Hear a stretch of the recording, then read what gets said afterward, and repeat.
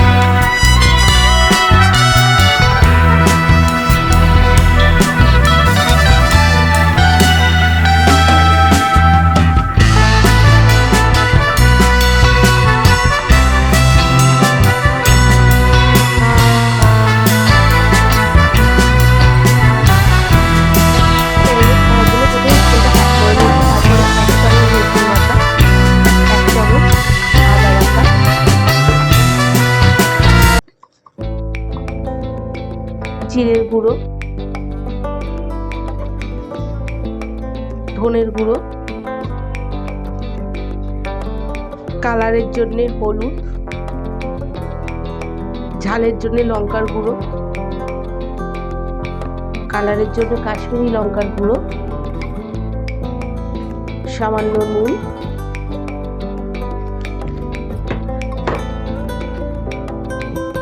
টক দই,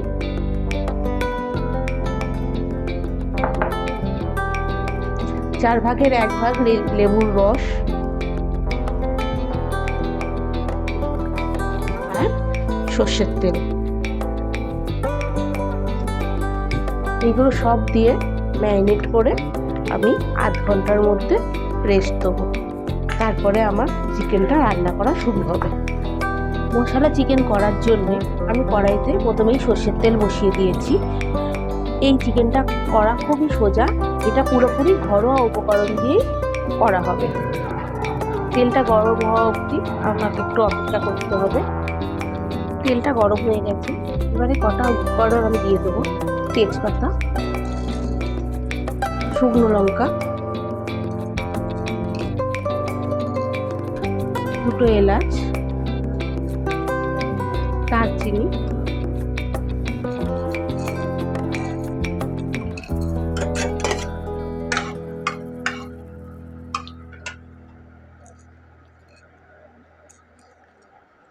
দুটো লবঙ্গ আর কিছু গোলমরিচ।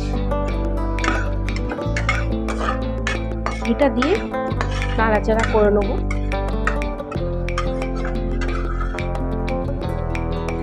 এবারে তেলে পেঁয়াজ কুচি দিয়ে দেবো।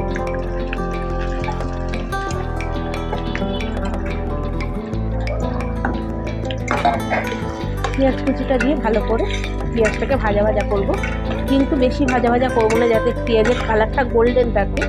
বেশি ব্রাউন করে ভাজবো না।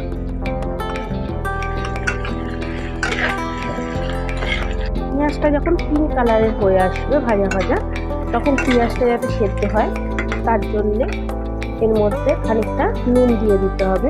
আমার কিন্তু চিকেনটা ম্যারিনেশনের সময় নুন দেওয়া ছিল, সেই বুঝে আমাকে নুনটা দিতে হবে। একটু নুন আর একটু টেস্টের জন্য চিনি দিয়ে দিতে হবে। পেঁয়াজটা আমার ভাজা হয়ে গেছে। এবারে রসুন বাটা,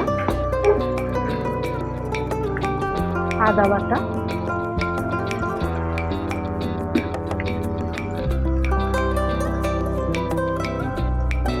হলুদ, কালারের জন্য কাশ্মীরি লঙ্কার গুঁড়ো, ঝালের জন্য লঙ্কার গুঁড়ো, এইগুলো দিয়ে কষিয়ে নিতে হবে।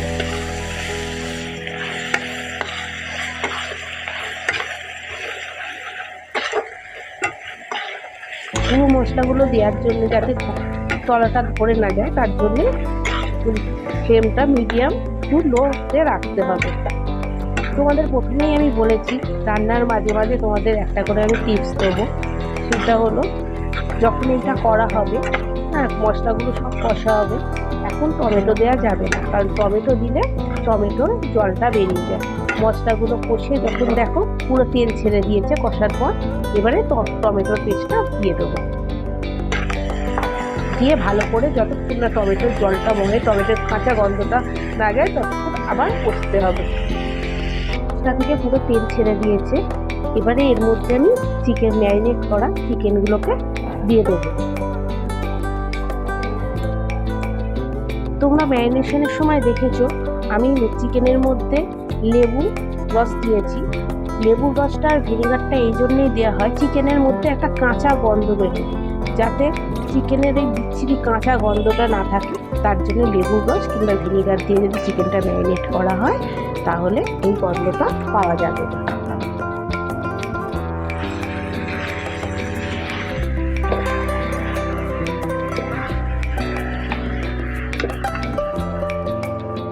চিকেনটা খানিকক্ষণ কষা হয়ে গেছে। এবারে এই রেসিপির মেন হচ্ছে উপকরণ, এইটা হলো পেঁয়াজ পাতার পেঁয়াজ বা স্প্রিং অনিয়নের তলার যে পেঁয়াজটা, সেটাকে আমি ভালো করে কুচি করে নিয়েছি। সেটা কুচি করে নিয়ে এর মধ্যে দিতে হবে। এই চিকেন মশলার এটা হচ্ছে মেন উপকরণ। এবারে এইটাকে দিয়ে আবার আমি এই চিকেনটাকে কষতে থাকবো।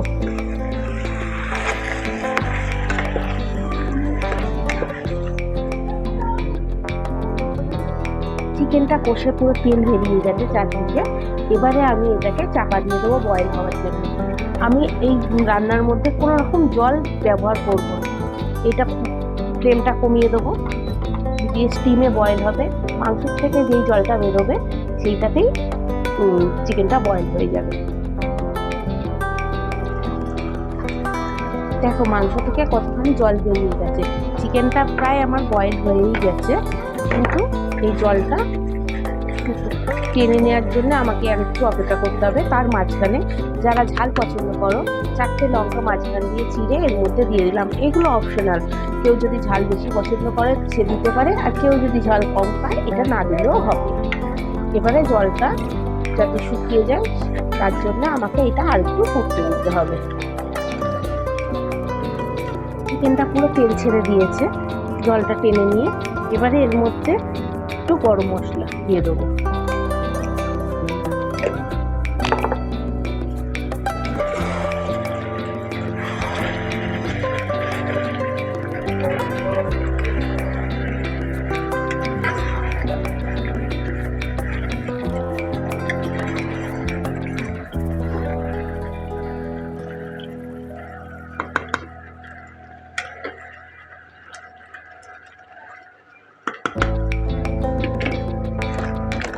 সবার লাস্টে একটু কাস্তুরি মেথি নিয়ে হাতের মধ্যে এরকম কচলে নিয়ে এর মধ্যে ছড়িয়ে দেব।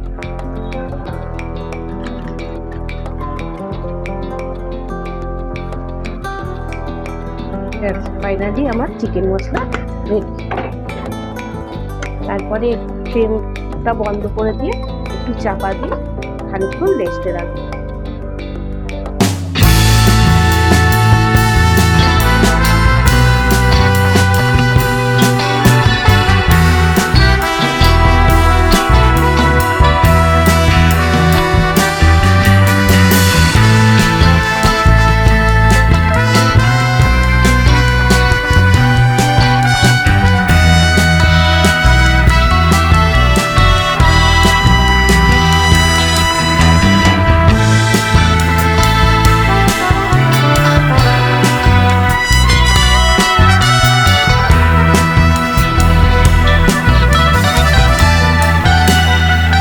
এই দেখো বন্ধুরা, আমার চিকেন মশলা রেডি। এটা লুচি কিংবা পরোটা দিয়ে খেলে বেশি ভালো লাগবে।